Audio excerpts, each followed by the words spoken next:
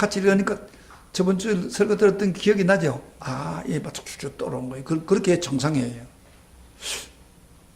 사장을 저번에 설교했던 걸 들었는데 아리까리하다라면 잘못 설명된 거예요.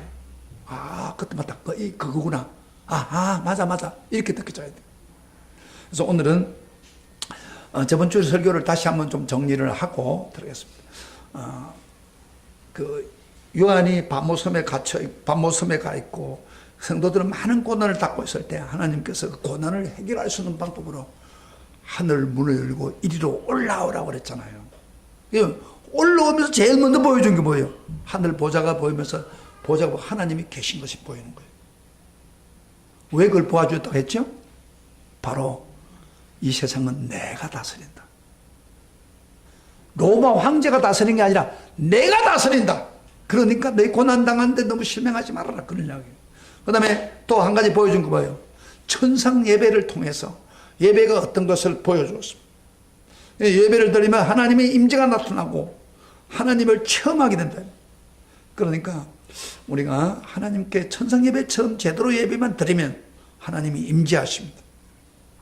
만약에 우리가 천상 예배 같은 예배를 우리가 오늘 예배 드린다면은 하나님 반드시 임재하십니다.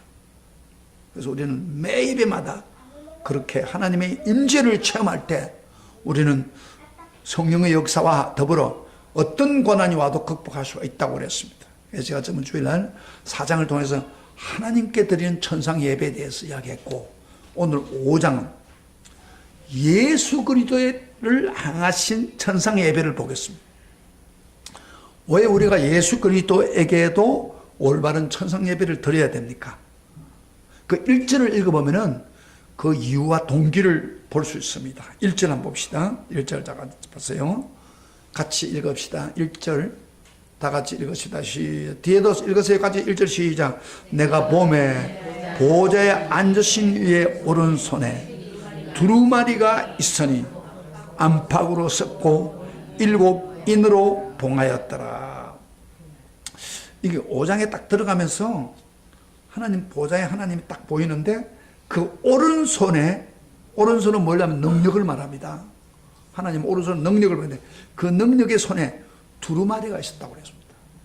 예, 여러분 여기 계신 분들 두루마리라는 게 잘 이 관념이 안 될 거예요. 옛날에는 책을 쓸 때 두루마리를 만들어 가지고 거기다 글을 써 가지고 두루마리를 둘둘 이렇게 말하는 그런 식으로 책이 있었어요. 근데 두루마리가 있는데 안팎을 썼다고 그랬습니다. 그리고 7인으로 봉했다고 그랬습니다. 그러니까 이게 뭐예요? 이 두루마리 책에 있는 기록이 뭐예요? 하나님 오른손에 있었다 했으니까 하나님의 계획에 의해서 장차 세상이 어떻게 될 것인가를 기록한 책입니다. 문제는 이 책이 오늘 우리의 책은 제본이 돼가지고 한글로 이렇게 되잖아요. 그럼 문제는 여기는 7인으로 봉함을 해놨어요. 두루마리에다가 책을 써가지고 그래가지고 7인을 떼야만이 그 내용을 알 수 있는 거예요. 좀 복잡해요. 그 당시의 상황이. 그런데 이 두루마리가 그러면 어떤 내용입니까? 조금 자세히 한번 봅시다. 우리가 6장, 7장을 읽어보면, 제가 앞으로 6장, 7장 읽은데, 6장과 7장을 읽으면은, 인을 떼는 게 6개, 7인을 떼는 게 나와요. 일어났던 일들을 보면서 종합해보면은, 그 내용은 한마디로 말해서 세상의 종말, 하나님의 통치에 관한 것들이 기록된 것입니다. 다시 말하면 전 우주와 인류 역사의 종말에 관한 하나님의 계획이 담겨 있습니다. 이 두루마리는 인류의 종말에 관한 비밀과 하나님 구속의 경륜이 담긴 비밀 문서입니다. 그래서 오늘 설교 제목은 뭐예요? 앞으로 일어날 두루마리를 취하는 어린 양. 그렇게 제목을 정했어요. 그런 거의 딱 보인단 말이에요. 보이는데 그때 또 새로운 장면이 보입니다. 2절 3절 어떤 내용이 보입니까? 다 같이 시작. 또 봄에 힘 있는 천사가 큰 음성으로 외치기를 누가 그 두루마리를 패며 그 인을 떼기에 합당하냐 하나 하늘 위에나 땅 위에나 땅 안에서 능히 그 두루마리를 패거나 보거나 할 자가 없더라. 이 두루마리, 아까 두루마리가 인으로 봉해졌다고 했죠. 인으로 보내졌다는 것은 그 속에 있는 내용이 지금 비밀에 쌓여 있다, 그런 이야기입니다. 그런데 어떤 천사가, 힘있는 천사가 소리를 질렀습니다. 이 두루마리를 누가 패며 그 일을 떼기에 합당하냐. 이 두루마리를 패야 될 거 아니에요. 패고 그걸 펼쳐줘야 되는데 누가 합당하냐, 그런 이야기를 소리를 지릅니다. 그런데 소리를 지르니까 하늘 위에나 땅 위에나 땅 아래 등이 그 두루마리를 패거나 보거나 할 자가 없다 그랬어요. 하늘 위는 어디예요? 하늘 위. 하늘 위는요, 지금 천국을 말하면 천국에 미리 와 있는 사람들. 예를 들어서 우리의 구약 성도들이 천국 간 사람들, 예를 든다면 모세나 엘리야나 다윗 같은 다 천국 갔을 거 아닙니까? 그 사람들 중에서 많은 성도들 가운데서 아무도 대답할 자격과 능력이 없다는 거예요. 하늘 위에. 그 다음에 땅 위에. 땅 위라는 것은 뭐예요? 세상 지금 신앙생활 하고 있는 사람들. 여러분, 예를 들어서 사도 요한도 포함되고 또 핍박받는 성도들을 이야기할 수 있겠죠. 근데 그 사람들 중에서도 한 사람도 인을 떼고 책을 떼서 볼 자가 없다, 그 이야기. 자격이 없다, 그 이야기예요. 그 다음에 땅 아래라고 했죠. 땅 아래란 말은 뭐예요? 사람이 죽고 난 땅 아래 간다.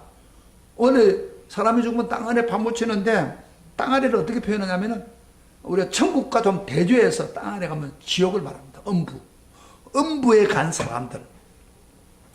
그 사람들 중에서도 인을 뗄 자격이 있는 사람은 하나도 없다는 것입니다. 어느 누구도 제가 한번 인을 떼겠습니다, 책을 펴보겠습니다, 나는 자격이 있는 사람이다 하는 사람이 하나도 없다는 거예요. 그럼 어떤 시간이 지나갔는데 나타나질 않아요. 그때 요한의 반응이 어땠습니까? 누가 뗄 사람이 없다 이 말이에요. 뗄 사람이 없다는 것은 무슨 이야기입니까? 이 미래의 계획이 펼쳐지지 않는다, 그 이야기예요. 그럴 때 요한이 어떤 반응을 봅니까? 우리 사실을 봅시다. 같이 시작. 두루마리를 패거나 보거나 하기에 합당한 자가 보이지 아니하기로 내가 크게 울었더니 그랬어요. 크게 울었다. 대성통곡했다는 말입니다. 여기 요한 울었다는 그 원어에 보면요, 아주 대성통곡한 울음을 사도 요한이 터뜨렸다고 말합니다. 왜 그 요한이 대성통곡했습니까? 요한이 왜 대성통곡했습니까? 반드시 7인을 떼어야 하나님이 인류를 구원하고자 하는 계획하신 모든 일이 이 땅에 실현될 수 있기 때문입니다. 예수님이 피로 세우신 하나님 나라가 하루속히 완성되어야 되는데 그 일을 실행할 사람이 없다면 어떻게 되겠습니까? 두루마리를 떼지 않고 그대로 두면은 그 당시에 로마 황제 때문에 핍박받는 성도들, 그 고통 말로 다 할 수 없잖아요. 이게 고통을 더 커질 수밖에 없는 거예요. 지금 요한은 바모섬에 90세 나이로 이렇게 바모섬에 갇혀 있고, 그 다음에 요한이 그 감독으로 있으면서 에베소 교회 그 믿음으로 성도들이 믿음을 지키고 고난을 당하며 충성하는 그런 그래가기 위해서는 고통을 당하던 것을 직접 경험한 사람입니다. 그러니까 이 인을 안 떼면 되지만 그 고통이 계속 간다는 거예요. 그러니까 너무너무 안타까웠고 상한 마음으로 지금 대성통곡을 하고 있는 거예요. 이해가 되겠습니까? 무슨 말이에요? 이유는 이유가 있어요. 여러분, 우리가 뭐 자기 가정에 뭐 힘들면 대성통곡하고 막 그런 사람 많는데 이렇게 정말 다른 영혼들을 위해서 대성통곡하고 우는 게 쉽지 않잖아요. 요한은 그런 심령으로 우는 거예요. 크게 울고 있는데 장로 중 한 사람이 바른 대답을 해줍니다. 5절을 다 같이 봅시다. 자, 뒤에도 5절을 펴세요. 5절 다 같이 뭐라고 반응합니까? 장로 중에 한 사람 어떤 대답을 합니까? 시작. 장로 중에 한 사람이 내게 말하되 울지 말라. 유다 지파의 사자 다윗의 뿌리가 이겼으니 그 두루마리와 그 7던을 떼시리라. 한 사람을 초청하면 돼. 이 사람이 뗀다 그 말이에요. 울지 마라. 유다 지파의 사자, 그 다음에 다윗의 뿌리가 이겼으니 자격이 있으니까 말이에요.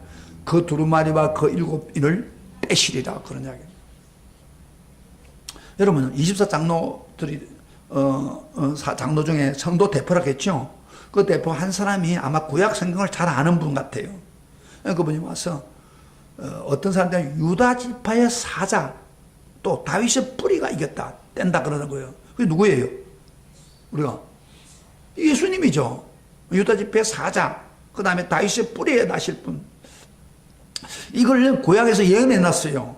우선 여러분들 다윗의 뿌리는 알잖아요. 다윗이 후손에서 난다 그건 아는데 특별히 그 유다 지파의 사자라고 하는 것에 대해서 구약은 이야기하고 있습니다. 우리 성경 한번 찾아보자. 창세기 49장 구약 한번 찾아보세요. 이거 나누고 창세기 다 의미가 있습니다. 49장 9절부터 10절 다 같이 찾으세요. 구약을 찾으세요. 정민아 찾아라. 49장 창세기 49장 9절부터 10절까지 같이 읽어봅시다. 구약에서 예언해 놨습니다. 야곱이 임종 때 자녀를 축복하면서 예언한 날입니다. 다 같이 읽어보자. 시작. 유다는 사자 새끼로다. 내 아들아 너는 웅킨 것을 찢고 올라갔도다. 그가 엎드리고 웅크림이 수사 같고 암사자 같으니 누가 그를 범할 수 있으랴. 규가 유다를 떠나지 아니하며 통치자의 지팡이가 그 발 사이에서 떠나지 아니하기를 실로가 오기까지 이르리니 그에게 모든 백성이 복종하리로다. 좀 어려운 말인데 좀 설명할게요. 유다는 이 야곱이요 자녀들 죽기 전에 자녀들을 모아놓고 축복하면서 미래를 예언하는 내용인데 특별히 유다를 이야기할 때 사자새끼다 그 말이에요. 사자다 그 말이에요.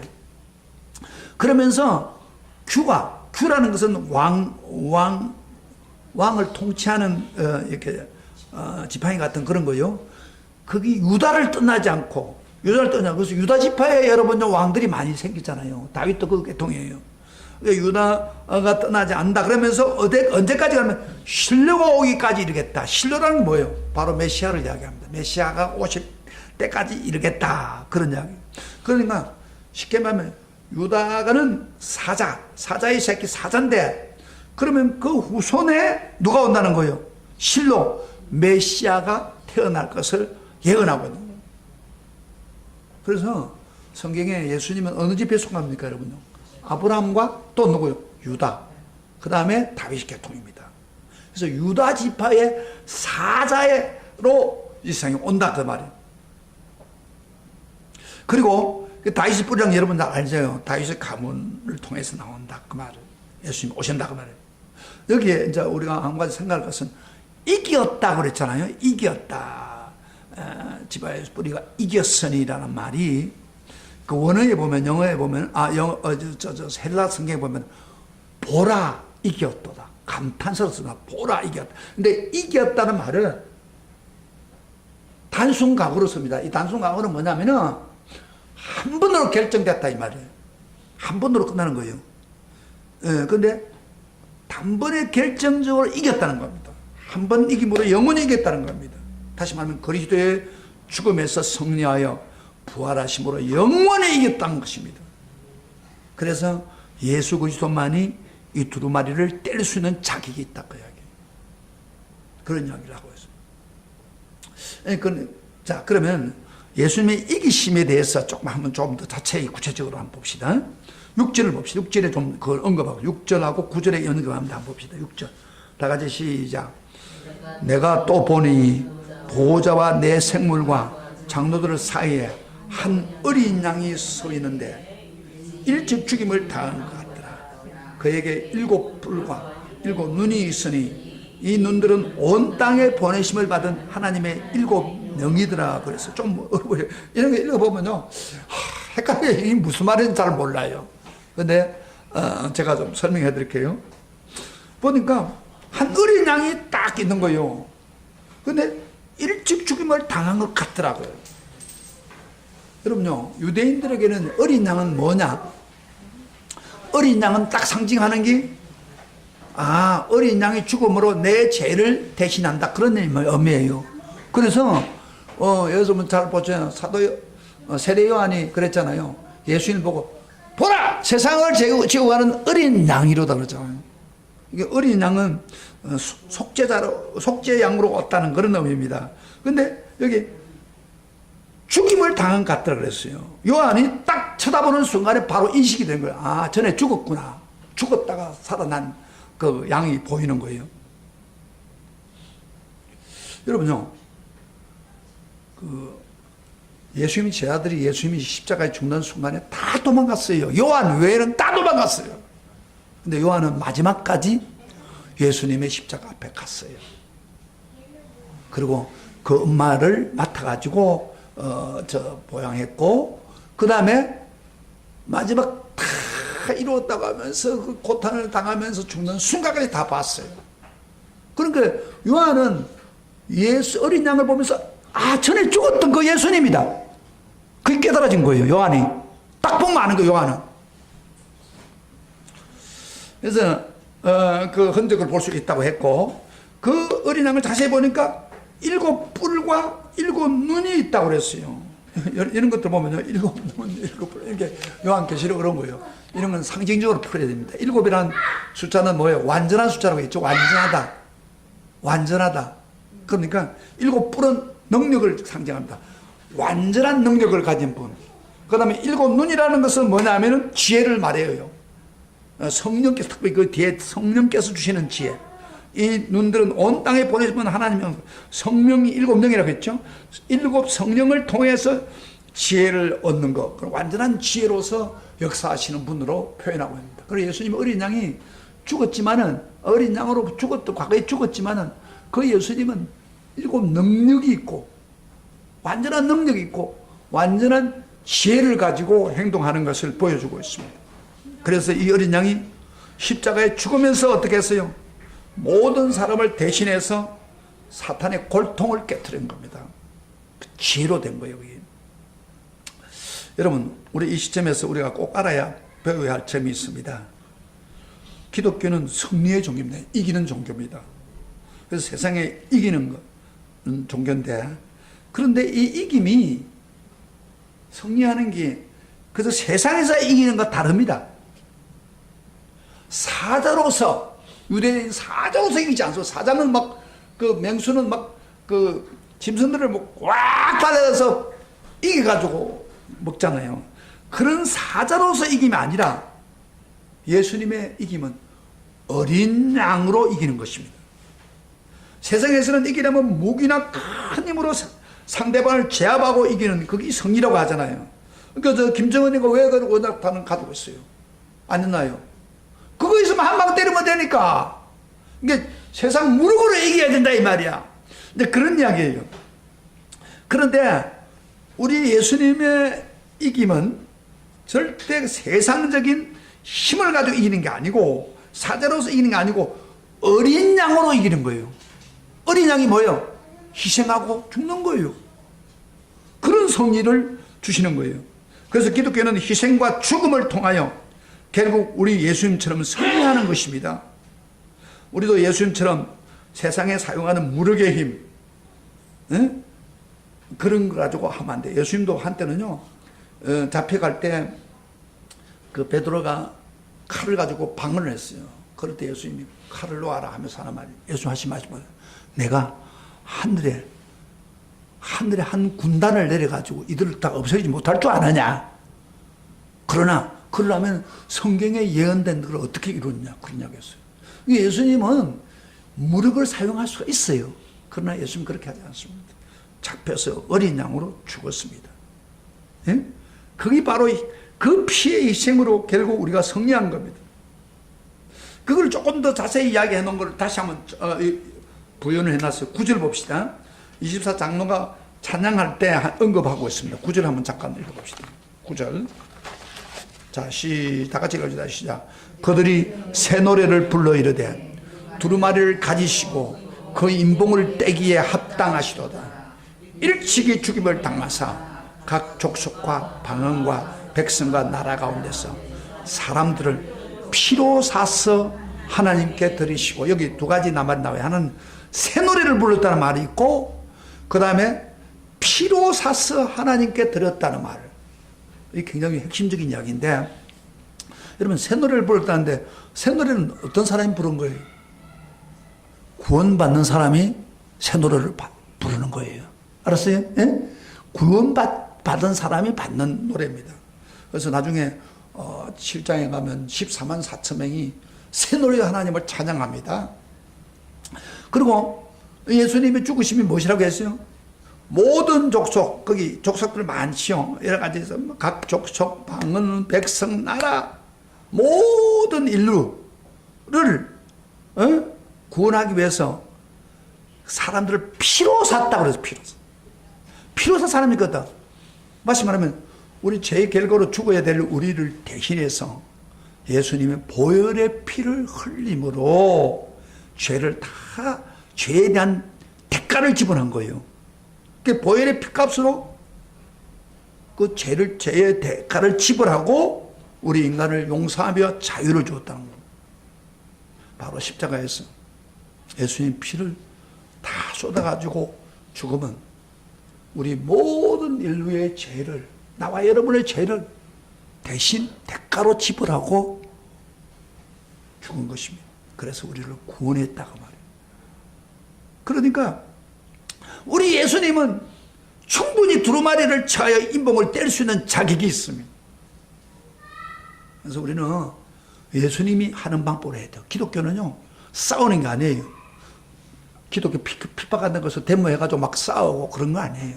옛날에 십자군 전쟁이라고 해가지고 했는데 그게 아주 안 좋은 방법이에요.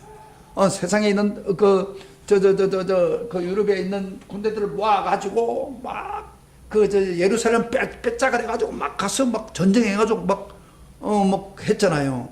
결국에는 패배한 거예요, 사실은. 기독교는 그렇게 하는 게 아니에요. 데모해가 싸우고 그런 게 아니에요. 지금 민노처럼 정보가 많이 안 나오면 데모, 요새는 데모 얼마나 많이 하는지. 데모하면 들어주거든. 그러니까 데모도 힘이라는 거예요. 그러나 기독교는 그렇게 하는 게 아니에요. 희생하고 죽음으로. 그래서 사람들을 이기게 만드는 거예요. 할렐루야. 이게 기독교 정신이란 거예요. 그래서 우리도 그렇게 해야 돼요. 그래서 교회가 크고 큰 능력이 있으니까 그거 붙잡고 뭘 하려고 하면 안 돼요. 희생하고 남을 주고 그리고 내가 죽음으로 해서 상대방에 감동을 주는 그런 방법으로 승리를 쟁취해야 됩니다. 그게 바로 제자입니다. 이게 바로 지혜입니다. 근데 유명한 나폴레옹 장군이 마지막 세인트 헬레나 섬에서 마지막 죽기 전에 이런 고백을 했습니다. 유명한 말이에요. 나폴레옹 장군 아시죠? 그 사람이 나는 무력으로 칼로 세상을 정복하려고 했지만은 실패했다. 그러나 나사렛 예수는 희생과 죽음으로 세상을 이기고 세상을 점령했다고 그렇게 고백했습니다. 맞습니다. 그렇습니다.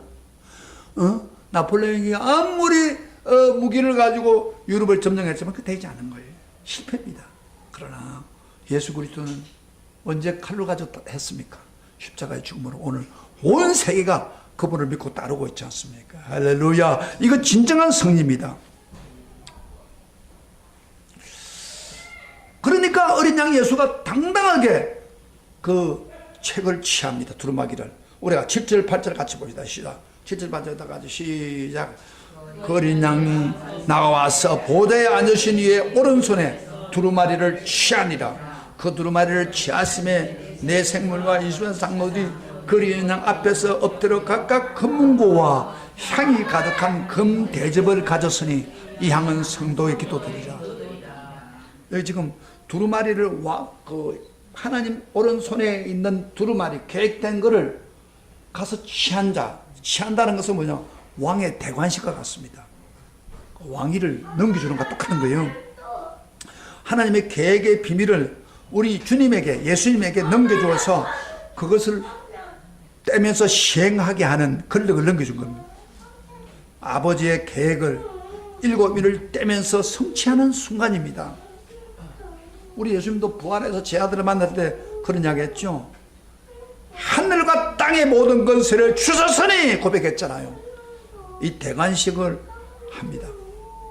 근데 대관식을 하는 순간에 그 장로들이, 20여 장로들이 두 가지를 예수님께 줍니다.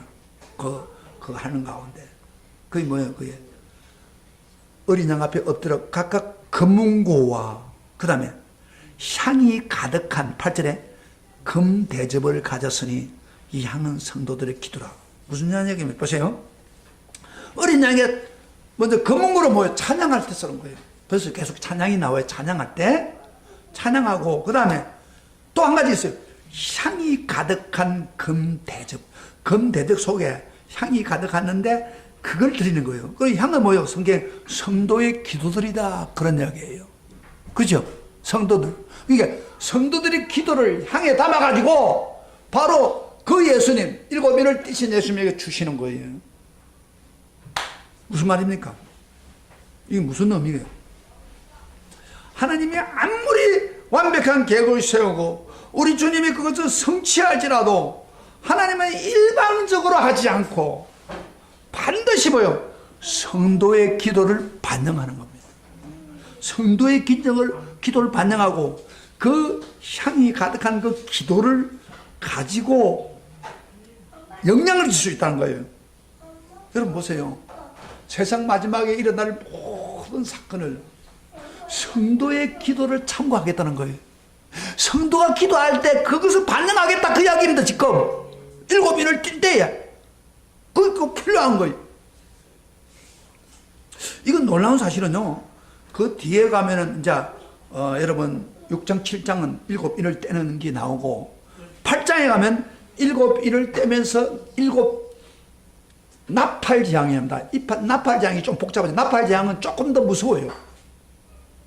근데 그 나팔재앙을 떼기 전에 또 그런 사건이 나와요. 기도가 필요하다고 말합니다. 8장 찾아보세요. 요한계시록 조금 넘어서 8장 2절부터 5절까지 보세요. 완벽하게 제가 여러분을 설교하는 겁니다. 잘 드세요. 오늘 8장 2절부터 성경 찾아보세요. 성경 찾아보지 않으면 몰라요.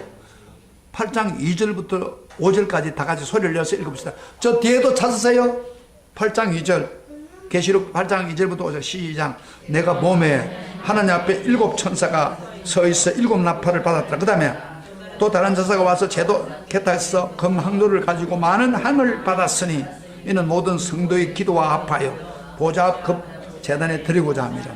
향년이 성도의 기도와 함께 천사의 손으로부터 하나님 앞으로 올라가는지라. 천사가 항로를 가지고 제단에 불을 남아다가 땅에 소돔에 우레와 음성과 번개와 지진이 나더라. 그렇죠? 여러분요, 인보다도 더 무서운 재앙을 할 때도 성도들의 기도를 향해 받아가 천사가 받아가지고 하늘 보좌에 올라가서 쏟으면서 거기에 불을 다시 담아가지고 하늘에 그 응답이죠. 불을 담아가지고 땅에다 쏟았다. 응답했다고 말이에요. 응답할 때 우레와 음성과 번개가 지진이 났다. 제가 이야기했죠. 우레와 음성과 번개를 뭘 상징한다고요? 하나님의 임재를 이야기하는 거예요. 하나님의 기적을 나타낸다고. 그러니까 기도가 이렇게 중요한 거예요. 사랑하시는 성도 여러분 잘 들어요. 우리가 기도를 할 때에 당장의 기도가 응답이 팍 오면 좋는데 기도가 당장 안 오잖아요. 기도는 하는데도 불구하고 하나님이 전혀 안 듣는 것 같고 막 그럴 때가 많잖아요. 그러다 보니까 기도가 낙심이 돼서 기도 안 하는 거예요.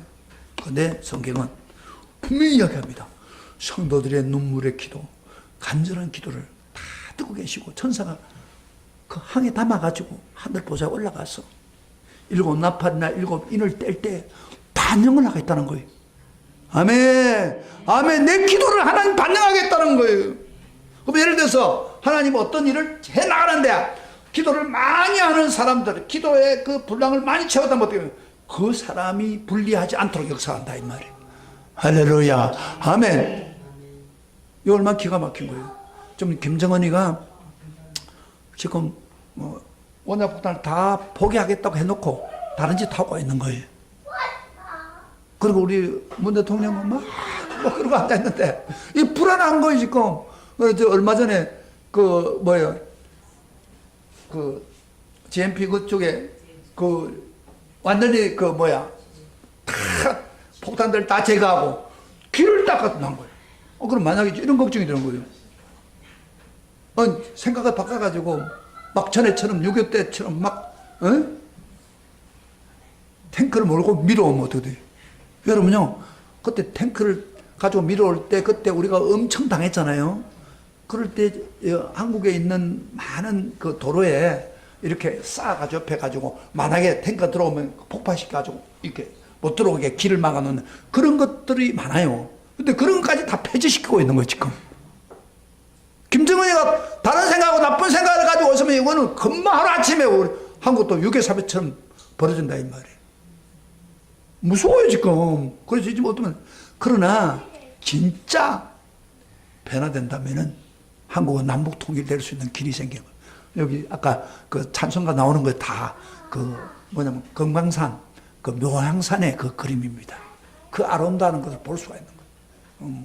오늘 신문에도 보니까 얼마나 북한에 엄청난 금광석이 있답니다. 이걸 활용만 한다면 한국은 한 번 더 올라갈 수 있습니다. 근데 이거를 여러분 어떻게 방어할 수 있습니까? 우리 기도가 역사를 하는 거예요. 할렐루야. 이렇게 기도가 중요합니다. 기도가 당장 이루어지지 않아서 기도하지 않은 사람은 참 바보 같은 사람이에요. 저는 목회를 하면서 참 교회를 몇 군데 옮기면서 많은 어려움을 당했지만은 하나님이 기도하게 만드는 거예요. 기도하고 나면 거기 풀어지는 거예요. 그래서 지금까지 목회 몇십 년 동안 했던 게 다 기도에 의해서 움직였습니다. 이번에도 올 때 보세요. 우리가 여기 오기 얼마나 힘들었습니까? 비싸고 막 월세가 비싸고 또 장소가 없고 막 그랬는데 기도하는 가운데 하나님이 역사를 해가지고 이 주인을 만나게 하고 그다음 오늘 한 3년 됐는데 다 월세 문제 없이 다 풀어지도록 하나님이 인도해 준 거예요.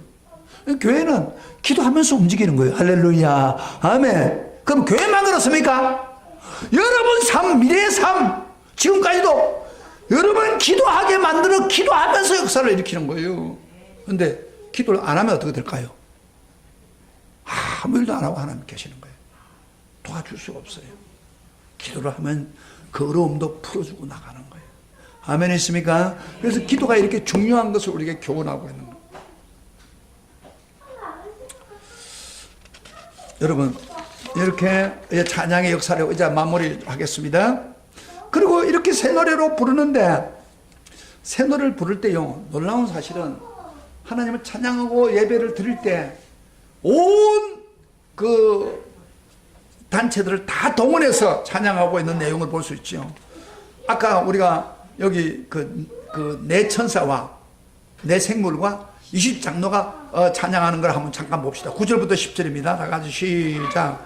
그들이 새 노래를 불러 이르되 두루마리를 가지시고 그 인봉의 떼기에 합당하시도다. 일찍 죽음을 나와서 각 족속과 방언과 백성과 나라 가운데 사람들 피로 사서 하나님께 들으시고 그 다음에 그들로 우리 하나님 앞에서 나라와 재상을 삼았으니 그들이 땅에서 왕노릇 하시리로다. 하나님 피로 사서 모든 인류를 구원해 주시면서 그 다음에 우리를 어떻게 만들었다고요? 나라와 재상을 삼았다. 나라가 뭐예요? 나라는 하나님 백성이 된다는 거예요. 천국 백성이 된다는 거예요. 우리가 이 세상에 있지만 천국 백성. 여러분 미국 비자를 가지고 있는 사람은 한국에 있어도 미국 시민이에요. 그 사람에게 문제가 생기면 미국이 책임지는 거예요. 그래서 북한에 가끔 한국 사람들이 많이 갔다가 잡히잖아요. 그런데 미국 시민을 가진 사람은 미국이 책임지는 거예요. 꼭 같은 거예요. 그래서 나라가 된다. 하나님 나라 백성이 되는 거예요. 그 다음에 제사장이 된다는 말은 무슨 말이에요? 제사장이라는 것은 원래 제사장은 이스라엘 백성들이 죄를 대신해서 중보 역할을 하고 그들을 또 이렇게 예배 드리는 그런 사역을 하는 것을 제사장 역할입니다. 그래서 우리가 이 세상의 중보자가 되어가지고 예배자로서 하나님을 섬기고 그 다음에 왕노릇 한다는 말은 무슨 말이냐면 복음을 전해가지고 그들을 다스리고 있는 것을 이야기하고 있습니다. 물론 우리가 이 왕노릇은 마지막 때에 예수님이 재림한 때 우리가 같이 왕노릇 하는 것을 이야기하고 있습니다. 여러분 이거 말씀을 잘 그대로 적어 놓은 것이 베드로전서 2장 9절에 이렇게 언급해 놨잖아요. 베드로전서 2장 9절 한번 읽어봅시다. 시작. 그러나 너희는 택하신 족속이요 왕같은 제사장들이요 거룩한 나라요 그의 소유가 된 백성이니 이는 너희를 어두운 데 불러내어 그의 기이한 빛에 들어가게 하신 이를 하신 이의 아름다운 덕을 선포하게 하랍니다. 이게 왕과 같은 재상을 삼아가지고 복음을 전하는 자로 선택했다고 그래. 할렐루야, 아멘. 이렇게 그 피로 사가지고 너무 구원만 주는 게 아니에요. 왕 같은 재상으로 삼은 거예요. 그 복음을 전하라고 우리에게 맡겼다 이 말이에요. 그리고 이들이 찬양하니까 또 수많은 천사들까지 동원해가 찬양을 합니다. 이건 스스로 하는 거예요. 11절부터 12절 봅시다. 빨리빨리 합시다. 11절부터 12절 나가지 시작. 내가 또 들으니 보고 들으매 보좌와 생물들과 장로들을 둘러쓴 많은 천사의 음성이 있으니 그 수가 뭐요? 만만이요 천천이라. 큰 음성으로 이르되 죽임을 당하신 어린 양은 능력과 부와 지혜와 힘과 존귀와 영광과 찬송을 받으시기에 합당하도다. 여러분요, 어떤 면에서 보면 하나님 아버지보다 더 많은 영광을 돌려요. 여기 이 장면 한번 상상해 보세요. 천사가 그 하늘에 있는 모든 천군 천사가 소리를 지르는데 찬양을 부르는데 막 화음이 얼마나 잘 되겠습니까? 사람들이 화음이 잘 때가 찬양을 하는데 막 우리 예수님께 죽임을 당한 어린 양에게 오직 능력과 부와 지혜와 존귀와 영광과 찬송을 받기에 하도다. 여러분 할렐루야 찬송가를요 이렇게 수천 수만 사람들이 찬양을 부르는데 그 한번 상상을 해보세요. 예수님의 그 하신 일에 대해서. 이건요 마치 예수님 베들레헴에 올 때에 찬양합시다 합니다. 베들레헴에 올 때 수많은 천군 천사들이 이 세상에 와서 인류의 구원자로 오니까 찬송하려 돼. 지극히 높은 곳에서는 하나님 영광이요 땅에서는 하나님 기뻐하심을 주고 평화로다 하면서 찬양하던 그 광경과 비슷한 천군 천사가 하늘에서 막 넘쳐서 찬송을 부릅니다. 할렐루야. 그리고요 거기서 끝나지 않습니다. 천군 천사가 찬양을 힘차게 부르니까 이것에 대한 반응을 일으켜서 온 세상에 있는 피조물도 찬양합니다. 우리가 봅시다. 13절부터 14절 시작. 또 내가 들으나 하늘 위에와 땅 위에와 땅 아래 바다 위에와 또 가운데 모든 피조물이 이르되 보좌에 앉으신 이의 어린 양에게 찬송과 존귀와 영광과 권능을 세세토록 돌릴지어다 하니. 그러니까 그렇게 하니까 뭐요? 내 생물이 이르되 아멘 하고 장로들은 엎드려 경배하더라. 여러분요 한번 상상해보세요.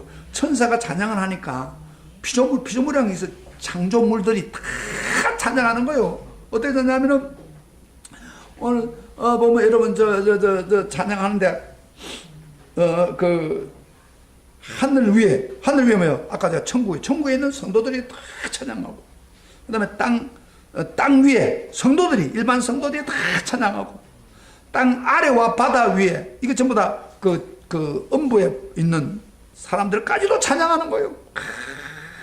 존귀와 영광과 세세토록 돌려요. 그러면서 하나님 앞에 천상의 예배를 막 온 피조물이 드리고 있는 거예요. 기가 막힌 거 한번 상상해 보세요. 우리 예수님이 하신 일이 이렇게 엄청나다는 거예요. 그랬더니 하고 나니까 내 생물이 아멘 하고 장로들은 막 엎드려서 경배하는 장면이 오늘 본문에 나와요. 여러분 머리로 한번 상상해 보세요. 사랑하는 성도 여러분, 이렇게 하나님께 드리는 천상 예배를 하나님께만 드리는 게 아니라 우리를 구원받는 어린 양 예수님께 온전히 장로들이나 천사들이나 내 생물의 수많은 천사들 모든 피조물이 다 같이 찬양과 경배를 드립니다. 그런데 우리는 가만히 있겠습니까? 우리 성도들은 마땅히 나를 위하여 그 놀라운 보혈을 흘려서 내 죄를 갚아주시고 그 보혈로 대가를 지불하시고 나를 사시고 하나님 자녀로 삼으신 그분 앞에 우리는 절대로 하나님을 찬양해야 되지 않겠습니까? 미래의 두루마리를 베시고 모든 미래를 주관하신, 그리고 우리의 미래를 주관하신 어린 예수님께 우리가 영원히 새 노래를 드려야 되지 않겠습니까? 이 어린 양의 죽음을 우리는 어떻게 잊을 수가 있습니까? 어찌 찬양하지 않을 수 있습니까? 영원히 기억하며 찬양해야 될 바로 예수 그리스도입니다. 할렐루야. 얼마나 영광스럽습니까? 찬양, 우리 가지고 있는 음성 다 들었어요. 다 찬양해도 부족함이 없습니다. 이 찬양을 계속 들으시며 올바른 예배를 들으시는 여러분이 되시기를 주의 이름으로 축복합니다.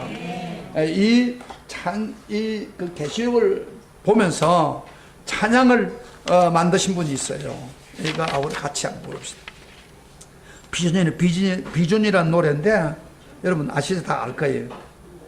이 찬송 부르면서 하나님 정말 내 자신이 이 주님을 향해서 항상 찬양과 감사가 드릴 수 있게